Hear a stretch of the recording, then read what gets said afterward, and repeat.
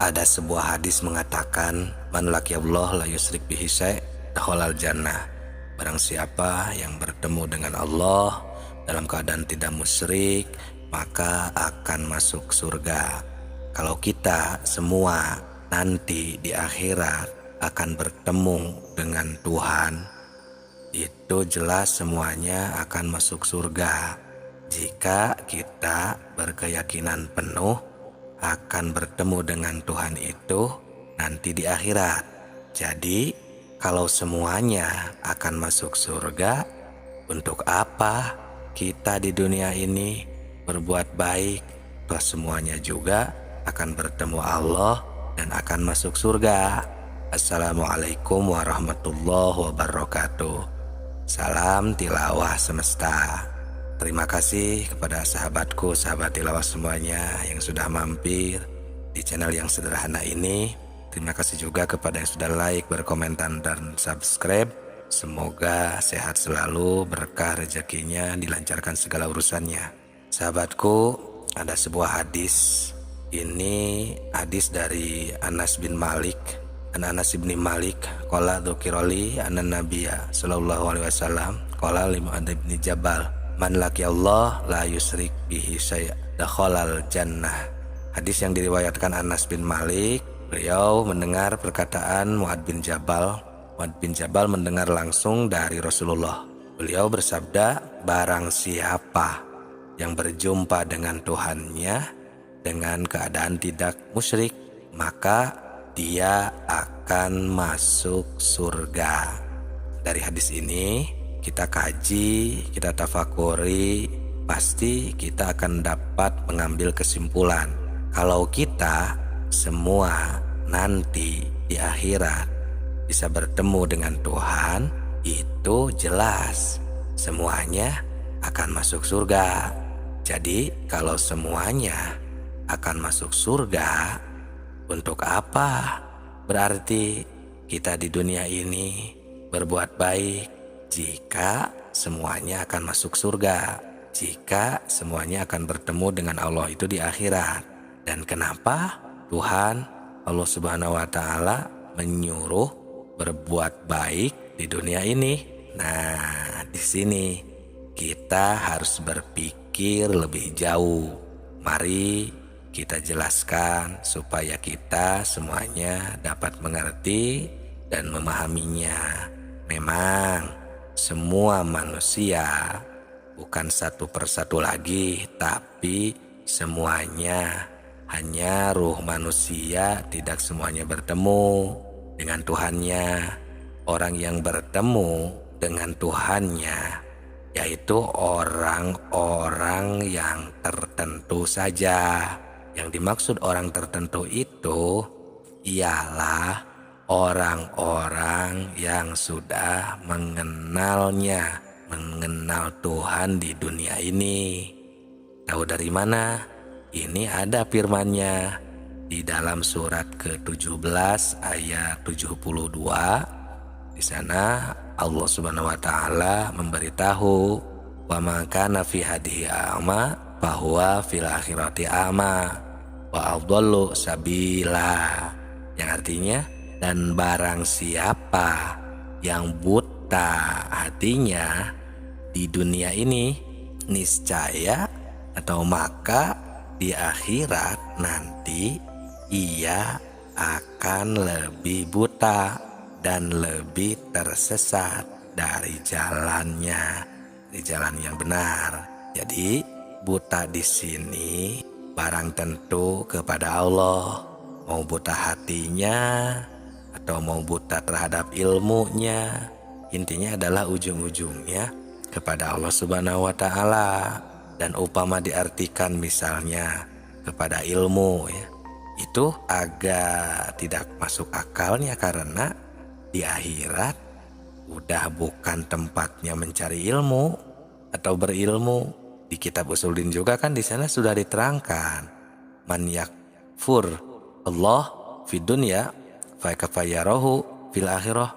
Barang siapa yang buta di dunianya kepada Tuhan, maka fakaifa, bagaimana nanti di akhiratnya? Akan buta dan tersesat juga di jalannya.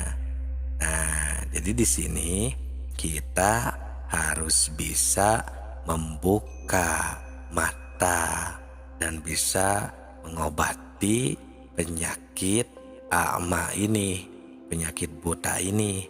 Karena itulah penyakit yang hakikatnya ya, hakikat penyakit itu. Kenapa? Karena penyakit yang ada di dalam Al-Quran itu yang sangat berbahaya itu adalah hanya 3, yaitu sumun, bukmun, dan umyun. Itu kan fahum la yarji'un, fahum la yatakalamun, fahum la ya'qilun, banyak itu di dalam Al-Quran. Sumum, bukmun, umyun itu yang tidak bisa mendengar, yang buta, dan istilahnya yang ketiga tidak bisa berbicara atau gagu gitu ya, dalam tanda kutip. Nah, ini bukan mata yang ini pastinya, bukan telinga yang ini pastinya ya, yang ada di kepala, tapi yaitu pasangannya. Karena kan Allah Subhanahu wa Ta'ala menciptakan makhluknya ini berpasang-pasang ya, sudah pada tahu. Nah, selama kita belum bisa menemukan satu pasang mata lagi atau satu pasang pendengaran lagi istilahnya ya, maka selama itu kita akan tidak bisa mengenal Tuhan. Karena fa'innaha, nah ini juga dari ayat Allah ya, dijawabnya fa'innaha la ta'mal absor walakin ta'mal qulubil lati fi sudur. Yang buta itu bukan matanya atau bukan matamu yang itu, tapi yang buta ini adalah ta'mal qulub, yakni mata hati yang ada ya, allati fi sudur, yang ada di dalam dadanya. Jadi sebelum kita bisa menemukan mata yang satunya lagi, maka kita masih terbilang buta. Nah itu, atau di surat Waqiah seperti yang Rabbul Masyriqaini wa Rabbul Maghribaini, yang itu yang artinya Allah yang telah menguasai menjadi Tuhan 2 tempat terbit matahari dan 2 tempat terbenam matahari, Rabbul Masyriqaini wa Rabbul Maghribaini. Nah, selama ini kan kita hanya tahu matahari ini terbit dari timur ke barat. Itu kan satu tempat terbit dan satu tempat terbenam. Nah, selama kita belum menemukan satu pasang lagi tempat terbit dan satu pasang lagi tempat terbenam, nah, maka ibarat seperti ini tadi. Karena Allah menciptakan berpasang-pasangan. Maka perhatikan dengan baik, seperti begini. Satu pasang mata lagi itu, mata dohir, kita melihat contohnya buku yang berwarna kuning. Nah, maka mata batin juga kita jangan sampai buta. Mata batin juga kita harus melihat dan menemukan apa yang dilihat oleh mata kepala ini. Maksudnya ketika mata melihat kuningnya buku atau buku yang berwarna kuning, maka si mata hati harus menemukan. Di sana itu harus melihat ada Allah yang telah menciptakan buku dan yang telah menghendaki warna kuning terhadap si buku. Karena buku tidak bisa membuat warna kuning juga tidak bisa membuat buku. Tapi Allah yang menciptakan buku dan Allah yang menghendaki kuning terhadap buku tersebut. Timbul di sana itu ya Qadir, zat yang menghendaki, yang menakdirkan.